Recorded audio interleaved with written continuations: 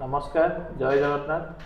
तो आज आम डिस्कस करवा नी पेन कौन पाई हुए नी पेन हबार कारण कौन आउ एज ग्रुप रे हुए आउ मेल मानक बेसी हुए ना फीमेल मानक बेसी हुए तो से विषय डिस्कस करवा।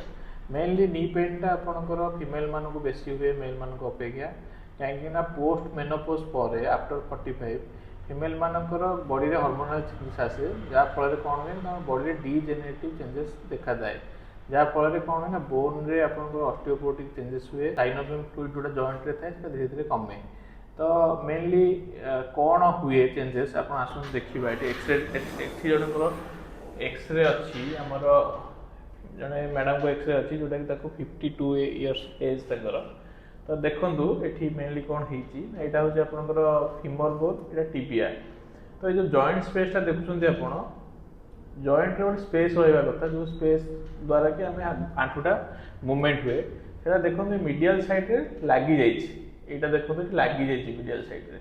तो लगे द्वारा कौन होना हाड़ को हाड़ घसी हो हाड़ को हाड़ घसी हवा द्वारा कौन होना आपको कटकट साउंड आसा सहित आपको जो हाड़ को जो आप घसी हवा जो कार्टिलेज आम बोन उपर कौन थाए ना कार्टिलेज थाए। तो कार्टिलेजटा बारंबार घसी हवा द्वारा कार्टिलेज डिस्ट्रक्शन होगी आपन से जो आपन पार्टिकल गुड़ा बाहर जेटा जॉइंट रे जमा हो जाउछि जमा होबा फले आपन देखिथिबे माने कंप्लेन आसे जे आंठू भांगी पारनु आंठू चक माडी बसी पारनु सीढ़ी चलला कष्ट होउछि। तो आपन कष्ट होबार कारण कोन ये स्पेसटा आपन एठी कम हो जाइछि लागि जाइछि हाड़ को लागि जाइछि जहाँ फल कि आंठू देखो आंठू भांगिला बेले हाड़ को हाड़ पूरा लागि जाउछि। आउ यार मेनली मैनेजमेंट कौन एटा एटा आपनकर 52 इयर्स एज रे फीमेल एक्सरेटा।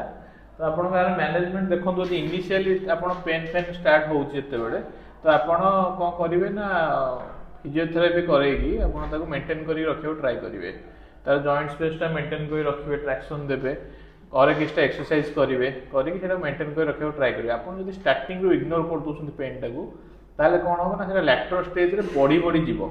तो आपन स्टार्टिंग रू कौन कर आपण पेन किलर खाऊँ डॉक्टर कंसल्ट करी पेन किलर खाଇବା द्वारा पेनटा कमी जाऊँगी बट जॉइंट स्पेसटा इंक्रीज होनी। तो सी कौन होना भितर भितर हाड़ घसी घसी बेसी खाई जाऊँगी ठीक अच्छे कार्टिलेजटा बेसी डिस्ट्रक्शन होची।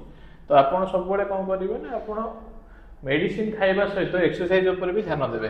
जब एक्सरसाइज ठीक टाइम रे ठीक ट्रिटमेंट करेंगे ताले ये सब असुविधा हेनी कि आपको नी रिप्लेसमेंट कराया पड़ोनी।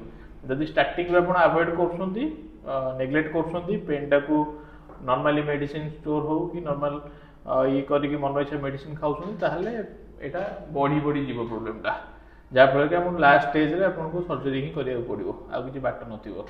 तो सब ट्राए करूँ इनिशियल पेन रे फिजियोथेरापिस्ट को कंसल्ट करूँ फिजियोथेरापी करके निज बोन को निज जॉइंट को आ निज को सुस्थ रखुँ।